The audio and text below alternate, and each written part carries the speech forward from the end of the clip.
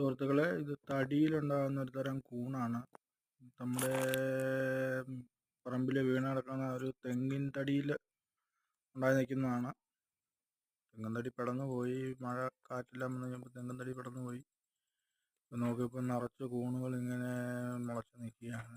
ഇത് തിന്നാൻ കൊള്ളുന്ന കൂണൊന്നുമല്ല, ഭക്ഷ്യയോഗ്യമല്ല. എങ്കിലും കാണാനൊരു കൗതുകമൊക്കെ ഉണ്ട്. ഇങ്ങനെ നിറഞ്ഞു നിൽക്കുന്ന കാണാനൊരു ആകർഷണമൊക്കെ ഉണ്ട്. കണ്ടപ്പോൾ നിങ്ങളെയും കൂടി ഒന്ന് കാണിക്കാമെന്നുള്ള രീതിയിൽ വീഡിയോ എടുത്തതാണ്. എങ്ങനെയുണ്ട്? നല്ല കളറുണ്ട്, നല്ല ക്രീം ബണ്ണിൻ്റെ ഒക്കെ നിറമാണ്. അങ്ങനെ നിറഞ്ഞു നിൽക്കുകയാണ്, നല്ല ഭംഗിയായി. പ്രകൃതിയുടെ ഓരോ വികൃതികൾ എന്ന് പറഞ്ഞ പോലെ. ഓക്കെ.